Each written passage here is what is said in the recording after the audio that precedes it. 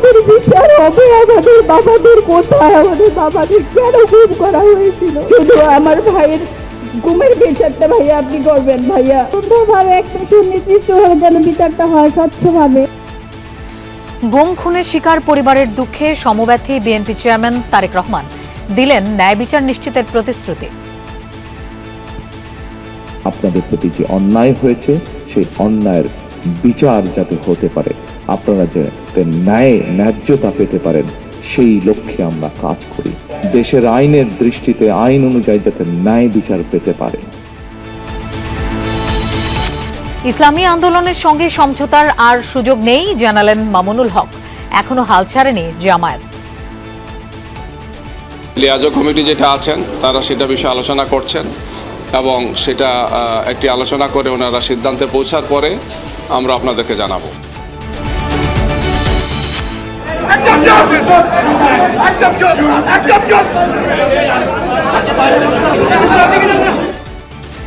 দ্বৈত নাগরিকত্ব ইস্যুতে ইসির আপিল শুনানিতে হট্টগোল। অষ্টম দিনে এ পর্যন্ত প্রার্থিতা ফিরে পেলেন 13 জন। কুমিল্লা 4 আসনে হাসনাতের মনোনয়ন বহাল। কারওয়ান বাজারের চাঁদাবাজির নিয়ন্ত্রণ ঘিরে স্বেচ্ছাসেবক দলের মোসাব্বিরকে হত্যা। পরিকল্পনায় আন্ডারওয়ার্ল্ডের দিলীপ ওরফে বিনাশ। নৈতিকতা সম্পন্ন সাংবাদিকতার সময় এসেছে, গণমাধ্যম সম্মেলনে বললেন সাংবাদিকরা। রাজনৈতিক লেজুর বৃত্তি ছেড়ে সবাইকে ঐক্যবদ্ধ থাকার আহ্বান। রাষ্ট্রের নানা অঙ্গ প্রত্যঙ্গে গণতান্ত্রিক সংস্কারের জন্য যখন লড়াই হচ্ছে তখন এই প্রতিষ্ঠানগুলি আক্রান্ত হচ্ছে। নির্বাচিত সরকার আসলে আমাদের সবকিছু আমরা পেয়ে যাব। সরকারের সমালোচনা করেন গণমাধ্যম কর্মীরা।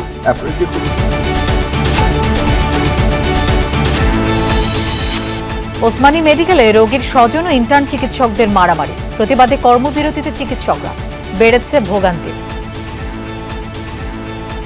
আমরা সবাই আতঙ্কে ছিলাম, আর পরে আমরা কোনো সেবা পাইনি। বলছে এই ইন্টারনেট আতঙ্কিত হয়ে না, আমরা পুনরায় আপনাদেরকে সেবা দেব, পরিস্থিতি শান্ত হবে। তারা আইনি প্রক্রিয়ার মাধ্যমে দ্রুত সমাধান করার চেষ্টা করবেন বলেছেন।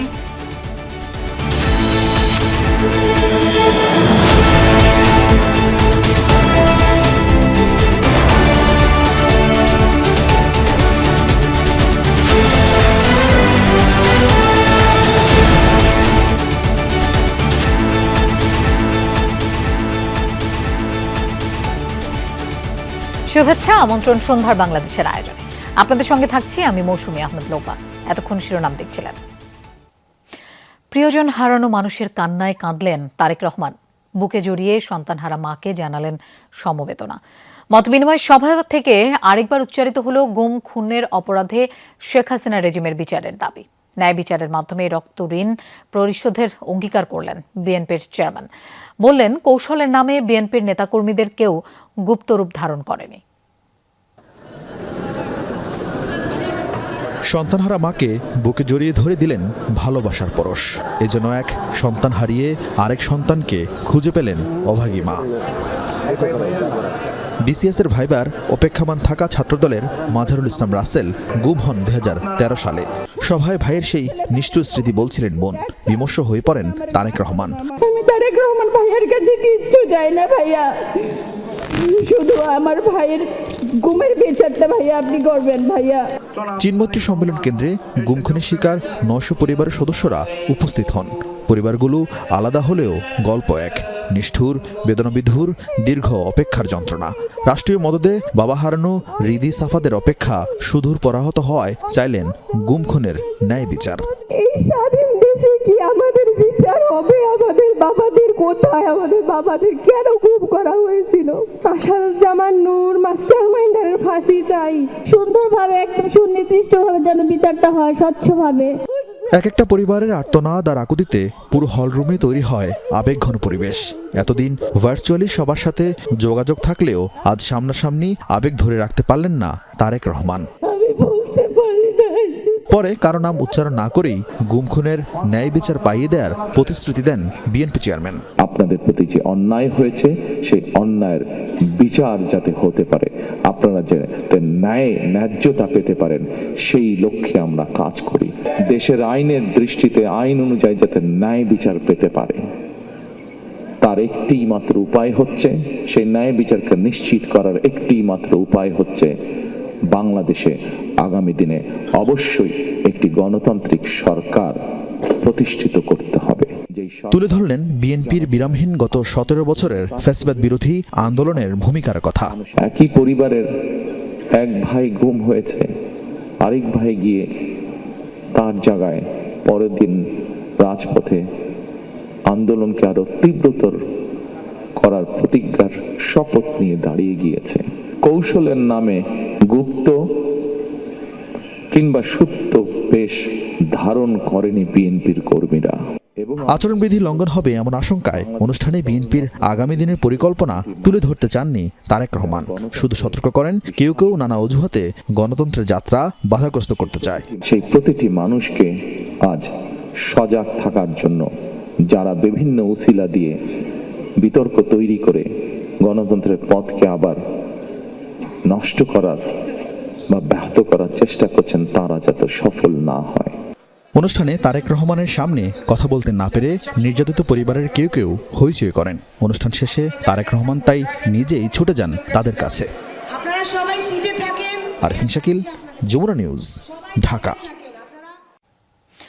ইসলামী আন্দোলনের সাথে আসন সমঝোতার আর কোনো সুযোগ নেই জানিয়েছেন বাংলাদেশ খেলাফতে মজলিসের আমির মাওলানা মামুনুল হক। তবে দলটির সাথে নির্বাচনের পর রাজনৈতিক সমঝোতা হতে পারে।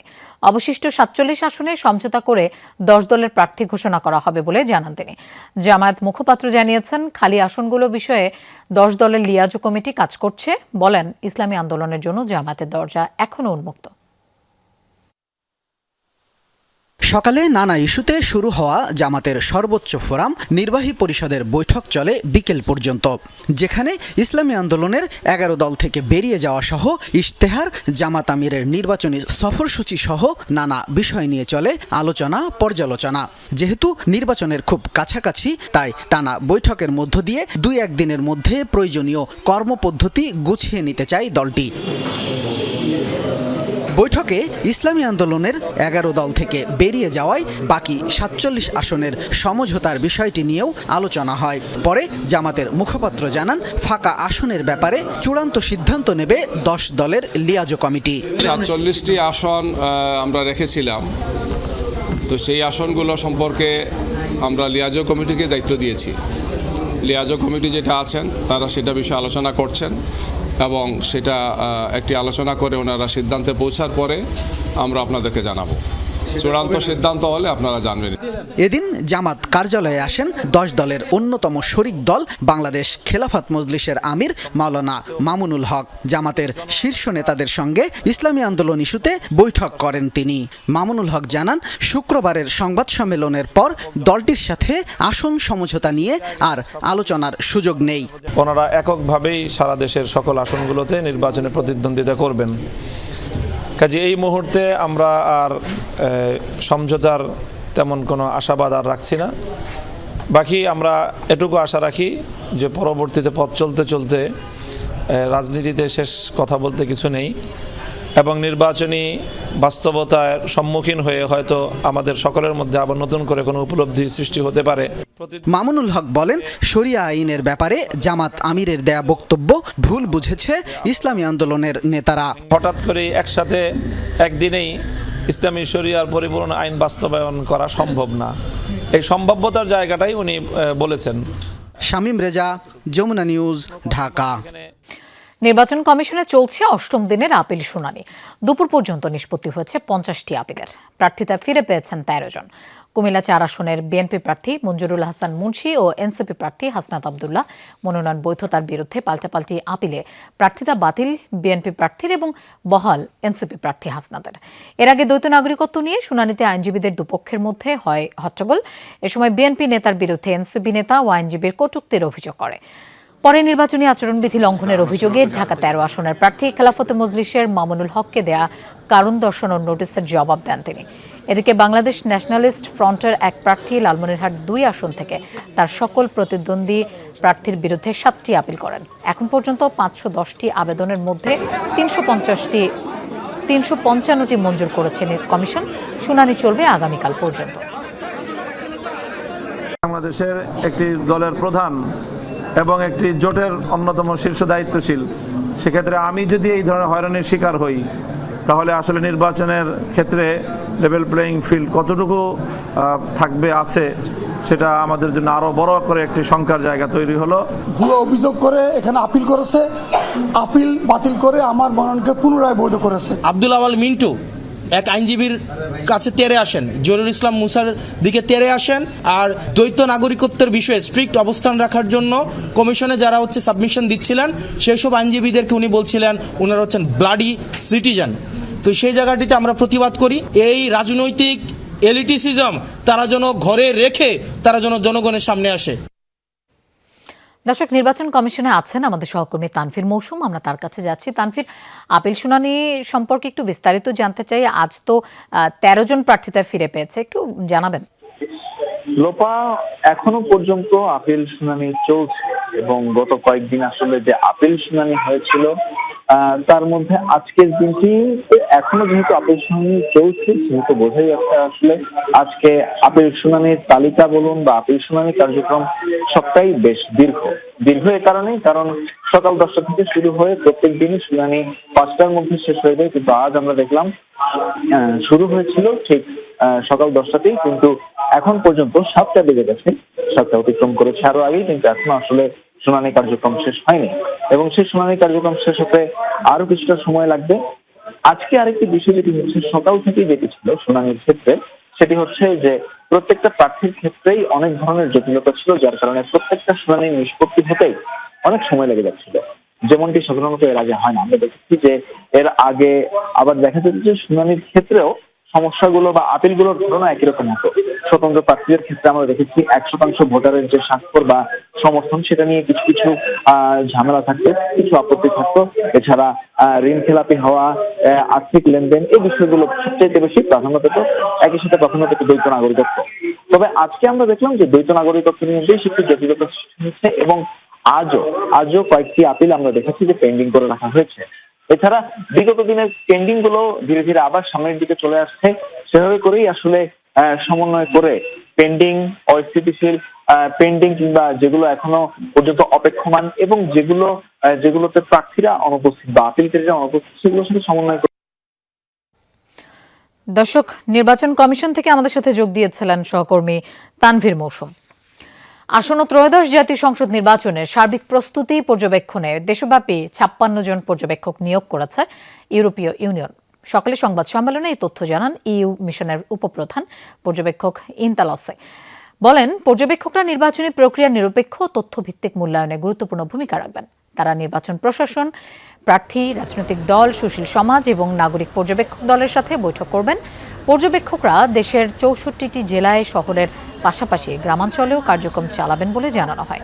নির্বাচন ঘনিয়ে এলে আরও 90 জন স্বল্পমেয়াদী পর্যবেক্ষক যুক্ত হবেন। সব মিলিয়ে নির্বাচনের দিন ইউরোপীয় ইউনিয়নের 200-র মতো পর্যবেক্ষক মাঠে থাকবেন।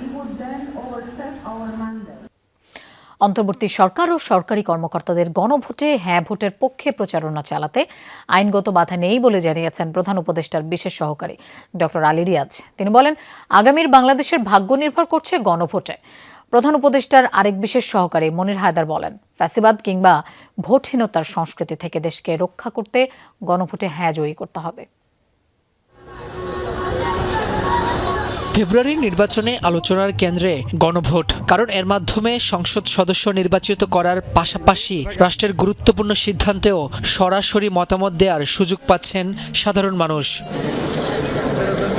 শনিবার রাজধানীর ইস্কাটনে গণভোটের প্রচারণা নিয়ে ঢাকা বিভাগীয় কমিশনারের মতবিনিময় সভায় অংশ নেন বিভিন্ন মন্ত্রণালয়ের আমলা, ঢাকা বিভাগীয় কমিশনার, নির্বাচন কর্মকর্তা সহ আইন শৃঙ্খলা বাহিনীর ঊর্ধ্বতন কর্মকর্তারা। সভায় প্রধান উপদেষ্টার বিশেষ সহকারী মনির হায়দার বলেন, গণভোটে হ্যাঁ ভোটের বিপক্ষে ষড়যন্ত্র চলছে। সামাজিক যোগাযোগ মাধ্যম সহ বিভিন্ন প্রক্রিয়ায় প্রোপাগান্ডা চালানো হচ্ছে বলেও দাবি করেন তিনি। মূলত এই মিথ্যাচার এবং অপপ্রচারের ব্যাপারে মানুষের কাছে সঠিক তথ্যটা পৌঁছে দেওয়াটাই হচ্ছে আমাদের কাজ। পরে প্রধান উপদেষ্টার বিশেষ সহকারী অধ্যাপক আলী রিয়াজ ভবিষ্যৎ বাংলাদেশের জন্য গণভোটে হ্যাঁ এর প্রয়োজনীয়তা তুলে ধরেন। বলেন, আওয়ামী লীগের আমলে নির্বাচনের সময় রাষ্ট্রযন্ত্রকে ব্যবহার করে প্রশাসনকে অনৈতিক কাজে বাধ্য করা হয়েছিল। গণভোটের মাধ্যমে যার অবসান ঘটবে। আমি আপনি খুব গুরু গম্ভীরভাবে গণভোট বলবো, তার চেয়ে বরং বলেন, আসেন আমরা বলি যে আপনি কি এই অধিকারটা চান? অন্তর্বর্তী সরকার ও সরকারি কর্মচারীরা গণভোটে হ্যাঁ এর পক্ষে প্রচারণা চালাতে পারেন কিনা সাংবাদিকদের এমন প্রশ্নে আলী রিয়াজ বলেন, হ্যাঁ ভোটে প্রচারণা চালাতে তাদের আইনগত বাধা নেই। নৈতিকতার প্রশ্ন তুলছেন তো, আসুন আমরা নৈতিকতার প্রশ্ন তুলি। নৈতিক জোটটা হচ্ছে ওই মানুষের আত্মদান। দেশে ইতিবাচক পরিবর্তনের জন্য সাধারণ জনগণের মধ্যে হ্যাঁ ভোটের প্রয়োজনীয়তা সহজভাবে তুলে ধরতে রাজনৈতিক দলসহ প্রজাতন্ত্রের সকল কর্মচারীদের প্রতি আহ্বান জানান অধ্যাপক আলী রিয়াজ। রাব্বি হোসেন, যমুনা নিউজ, ঢাকা। চাঁদাবাজির একক নিয়ন্ত্রণ নিতে স্বেচ্ছাসেবক দলের সাবেক নেতা মোসাব্বিরকে হত্যা করা হয়। পরিকল্পনাকারী ও নির্দেশদাতা আন্ডারওয়ার্ল্ডের দিলীপ ওরফে দাদা বিনাশ মোসাব্বিরকে হত্যার নীল নকশা বাস্তবায়নে মালয়েশিয়ায় বসে 15 লাখ টাকার চুক্তি করে বিনাশ। খুনের আগে পরে বিকাশে লেনদেন হয় প্রায় 2 লাখ টাকা। অনুসন্ধানে পাওয়া গেছে সব তথ্য। বিস্তারিত রাব্বি সিদ্দিকীর রিপোর্টে। রাজধানীর কারওয়ান বাজার মার্কেট। অভিযোগ আছে 2024 সালের 5 আগস্টের পর এখানকার দোকানীদের কাছ থেকে চাঁদা নিতে শুরু করেন স্বেচ্ছাসেবক দলের সাবেক নেতা মোসাব্বির। একই সাথে নিয়ন্ত্রণে নেয় বসুন্ধরার সামনের ফুটপাতের দোকানগুলো।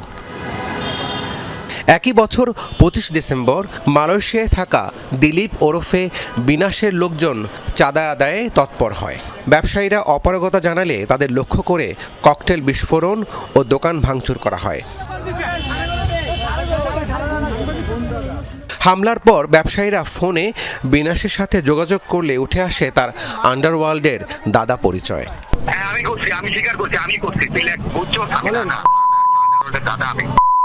কয়জনের নাম শুনতে চান বলেন?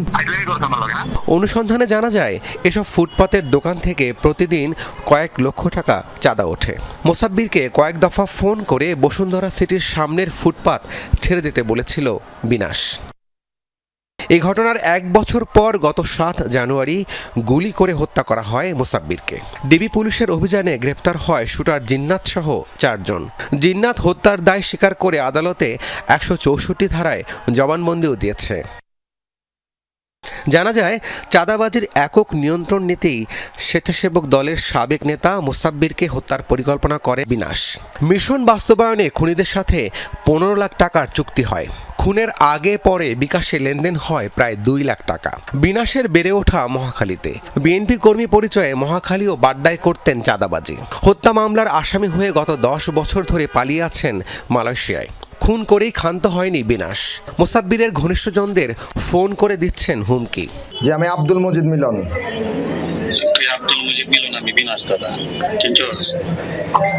না দাদা, আপনার নাম শুনছি, আমি চিনি নাই। পুলিশ জানায় মোসাব্বির হত্যায় যে বা যারা জড়িত তাদের আইনের আওতায় আনা হবে। যারা এখানে জড়িত থাকার সম্ভাবনা থাকছে তাদের ব্যাপারে তথ্য সংগ্রহ করছে। যদি আন্ডারওয়ার্ল্ড হোক, যে নামে যেভাবে হোক না কেন, যারাই জড়িত থাকুক না কেন, তাদেরকে সবাইকে আইনের আওতায় নিয়ে আসা হবে।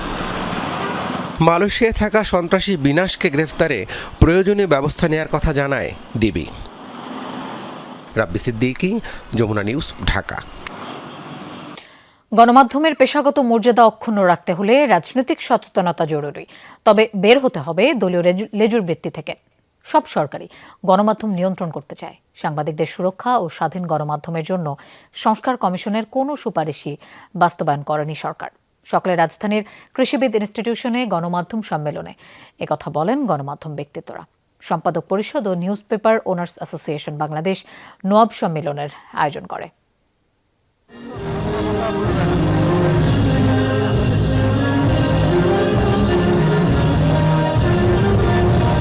জাতীয় সঙ্গীতের মধ্য দিয়ে শুরু হয় সম্মেলনের আনুষ্ঠানিকতা। এবারের সম্মেলনে অংশ নেন কেন্দ্র থেকে প্রান্তের গণমাধ্যম কর্মীরা। তুলে ধরেন গণমাধ্যমের চ্যালেঞ্জ ও ভবিষ্যৎ করণীয় নিয়ে নিজেদের মতামত। বলেন, স্বাধীন গণমাধ্যম না থাকলে সমাজ, রাষ্ট্র, গণতন্ত্র বলিষ্ঠ হয় না। স্বৈরাচারী শাসনের পতনের পরও জুলাই চেতনার নামে সাংবাদিককে পুড়িয়ে মারার চেষ্টার সমালোচনা করেন বক্তারা। মিডিয়ারও গণতান্ত্রিক সংস্কারের জন্য, রাজনীতির গণতান্ত্রিক সংস্কারের জন্য, রাষ্ট্রের নানা অঙ্গ প্রত্যঙ্গের গণতান্ত্রিক সংস্কারের জন্য যখন লড়াই হচ্ছে, তখন এই প্রতিষ্ঠানগুলি আক্রান্ত হচ্ছে গণতন্ত্রেরই নামে। জুলাইয়ের গণঅভ্যুত্থানের সময়কার যারা কর্মী ছিলেন সেই কর্মীদেরই নামে আমরা এই দঙ্গলগুলোকে কাজ করতে দেখছি। যেই সমাজে স্বাধীন সাংবাদিকতার বিচরণ খুব বলিষ্ঠ, সেই সমাজ গণতান্ত্রিক হয়, সেই সমাজ বৈষম্যহীন হয়, সেই সমাজ অধিকার প্রতিষ্ঠার একটি নিদর্শন হয়। এটা আমাদের ভাবার কোনো কারণ নাই। আগামী সরকার, নির্বাচিত সরকার আসলে আমাদের সব কিছু আমরা পেয়ে যাব। অতীতে হয়নি, এখনো হবে না। আগামীতে ভাবনাটাও আমাদের জন্য সাবধানের সতর্কতার সঙ্গে আমাদেরকে ভাবতে হবে। বক্তারা বলেন, আগামী দিনগুলো গণমাধ্যমের জন্য চ্যালেঞ্জের। গণমাধ্যম ও গণমাধ্যম কর্মীরা আক্রান্ত হচ্ছে, এর দায় সরকারকে নিতে হবে। তবে সাংবাদিকদের প্রকাশ্যে দলীয় মনোভাব পরিহারের উপর জোর দেন বক্তারা। এ সময় গণমাধ্যম সংস্কার কমিশনের রিপোর্ট বাস্তবায়ন না করায় বর্তমান সরকারের সমালোচনা করেন গণমাধ্যম কর্মীরা। আপনারা যে খুব সম্মানজনক অবস্থায় আছেন তা নয়, অথচ আপনাদের সম্মানজনক অবস্থায় যেতে হবে, তা নইলে এই দেশ টিকবে না। সেই জন্য আমি মনে করি এই সাংবাদিকতা পেশার উন্নতির জন্য একটা নিউজ পেপার স্ট্যান্ডার্ডস কমিটি করা উচিত, যেখানে বিবেচনা করা হবে যে বিভিন্ন পত্রিকার যেসব ছাপা হচ্ছে এগুলো স্ট্যান্ডার্ড ঠিক আছে কিনা, একটা স্ট্যান্ডার্ডে আনতে হবে সবগুলোকে। সম্মেলনে গণমাধ্যমের সুরক্ষায় সব ধরনের দলীয় আদর্শ ও ভেদাভেদ ভুলে সবার ঐক্যের উপর জোর দেন সাংবাদিকদের বিভিন্ন সংগঠনের নেতা ও মফস্বলের গণমাধ্যম কর্মীরা। আইনের শাসন প্রতিষ্ঠা, দুর্নীতি দমন, স্বচ্ছতা ও গ্রহণযোগ্যতার বিষয়ে সাম্যক ধারণা প্রদান, অবাধ তথ্য প্রাপ্তির নিশ্চয়তা এবং দারিদ্র্য বিমোচনে সহায়তা করা। জুলাইয়ের যে চেতনা, সবকিছুর ক্ষেত্রে গুণগত যে পরিবর্তনের যে আকাঙ্ক্ষা, যে জনপ্রত্যাশা, সেটার প্রতিফলন আমরা দেখতে চাই। আমরা সেটার হিসাব আমরা কড়াই গণ্ডায় নিতে চাই।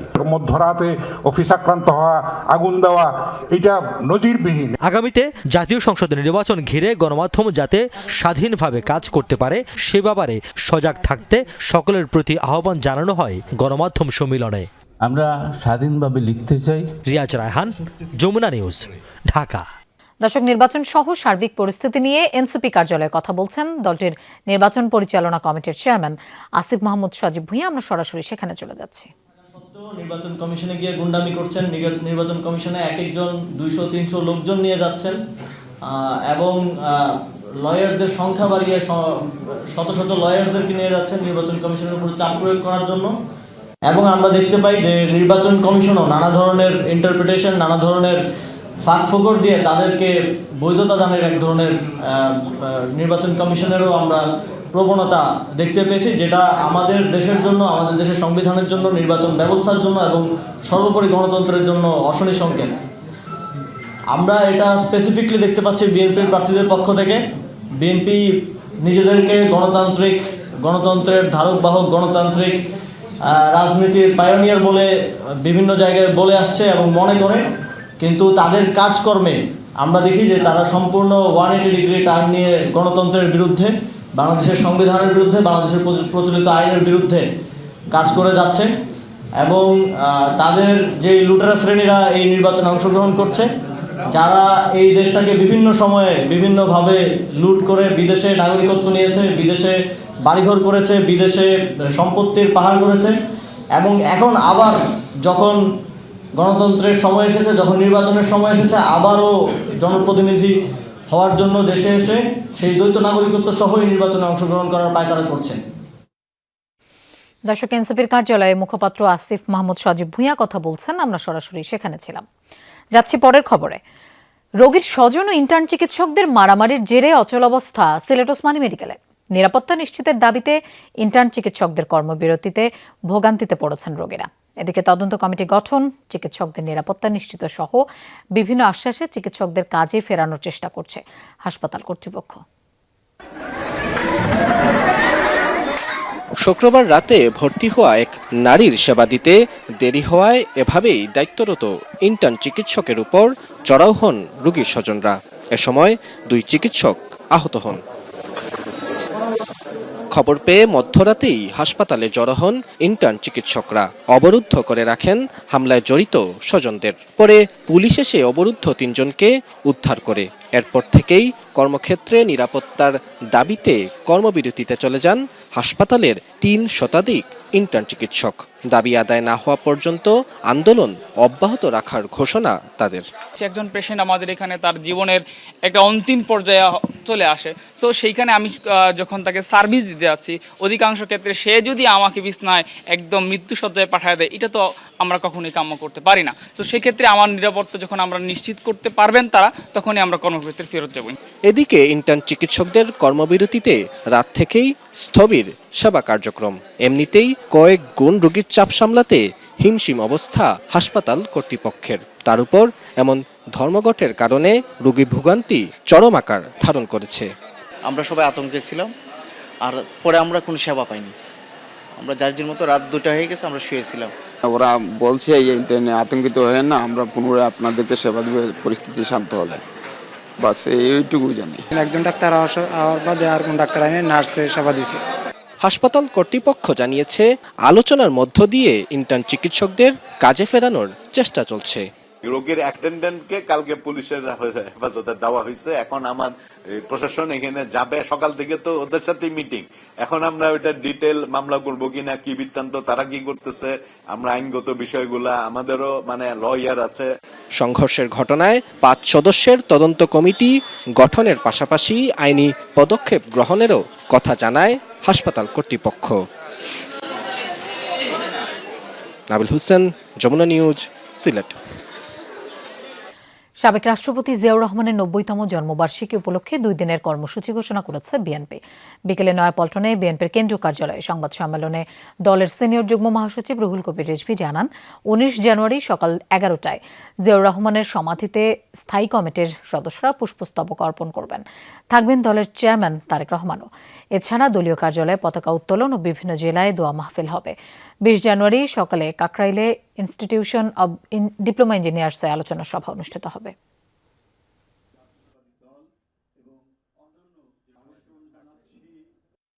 বিএনপির কেন্দ্রীয় কার্যালয় সহ সারা দেশে দলীয় কার্যালয়গুলোতে দলীয় পতাকা উত্তোলন ও বিএনপি ও অঙ্গ সংগঠনগুলোর উদ্যোগে দেশের সকল জেলা, মহানগর, উপজেলা, থানা ও বিভিন্ন ইউনিটসমূহে স্থানীয় সুবিধা অনুযায়ী আলোচনা সভা ও দোয়া মাহফিল অনুষ্ঠিত করবে।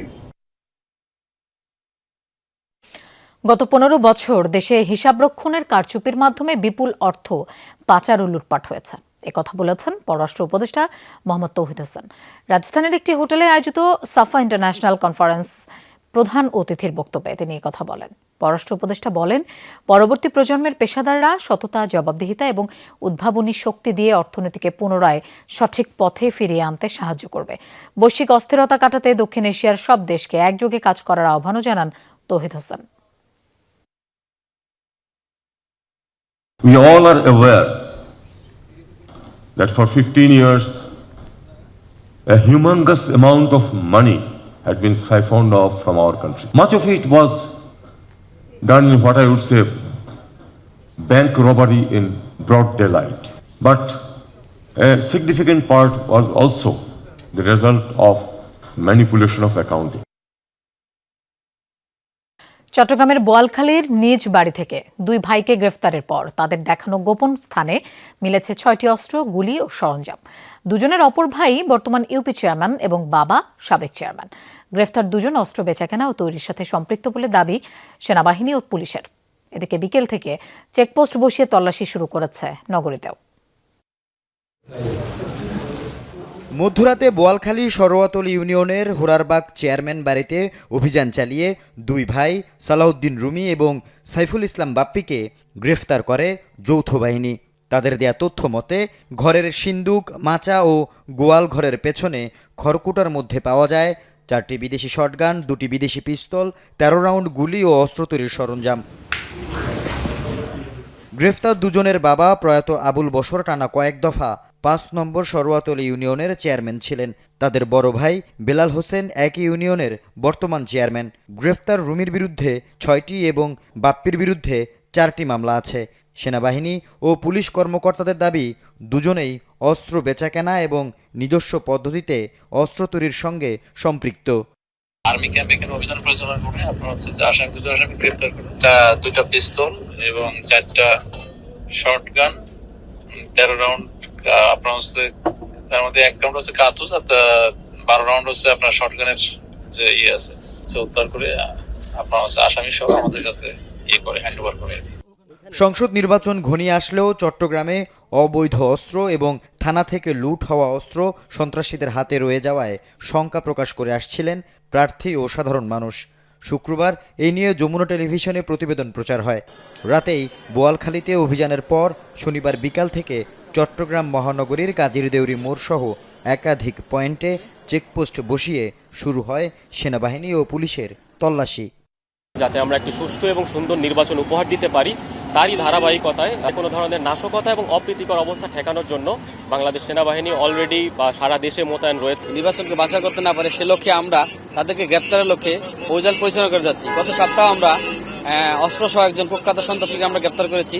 তবে নির্বাচন কমিশনের চিহ্নিত করা 3টি রেড জোন রাউজান, রাঙ্গুনিয়া ও হাটাজারিতে অভিযান না হওয়ায় এখনও বন্ধ হয়নি অস্ত্রের ঝনঝনানি। আল আমিন শিকদার, যমুনা নিউজ, চট্টগ্রাম।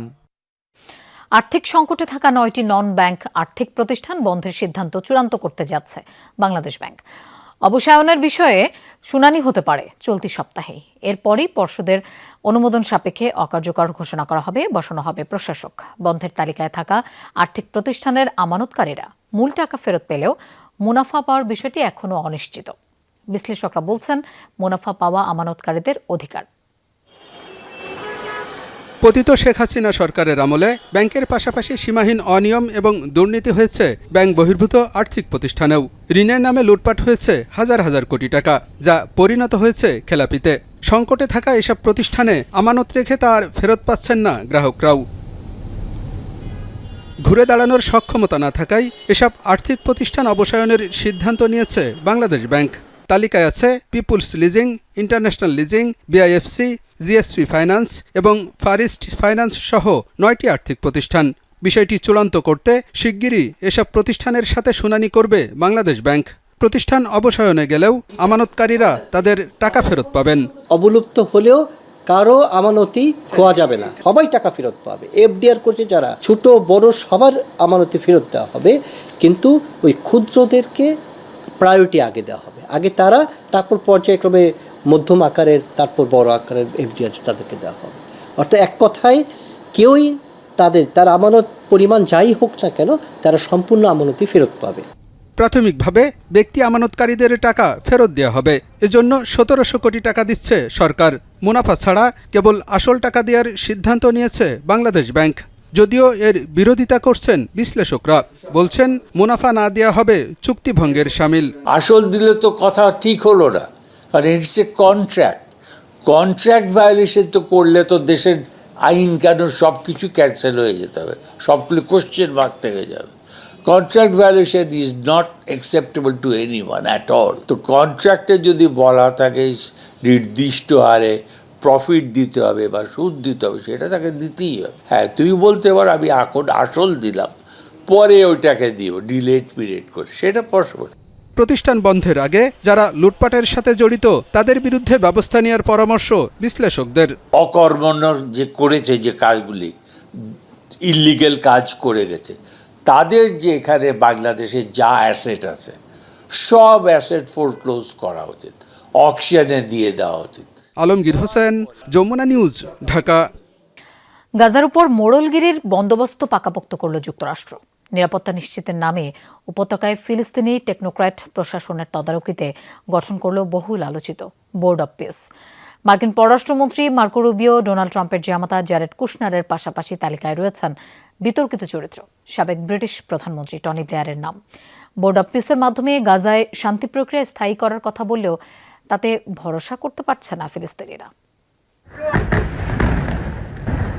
যুদ্ধবিরতি কার্যকরের 3 মাস পার হলেও ইসরায়েলি আগ্রাসন বন্ধ হয়নি গাজায়।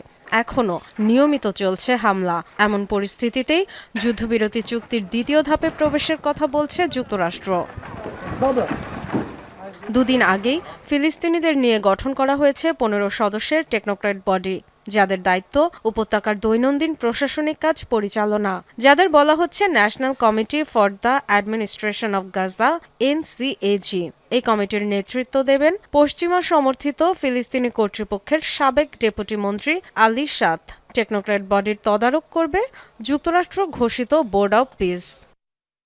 শুক্রবার বোর্ড অব পিসের নির্বাহী সদস্যদের নাম ঘোষণা করেছে হোয়াইট হাউস। এতে চেয়ারপারসনের ভূমিকায় রয়েছেন মার্কিন প্রেসিডেন্ট ডোনাল্ড ট্রাম্প। নির্বাহী সদস্য হিসেবে থাকবেন সাবেক ব্রিটিশ প্রধানমন্ত্রী টনি ব্লেয়ার। এছাড়াও থাকবেন ট্রাম্পের জামাতা জ্যারেড কুশনার, মার্কিন পররাষ্ট্রমন্ত্রী মার্কো রুবিও, মধ্যপ্রাচ্যে বিশেষ মার্কিন দূত স্টিভ উইটকফ, তুরস্কের পররাষ্ট্রমন্ত্রী হাকান ফিদান ও কাতারের কূটনীতিক আলী আলথাওয়াদি।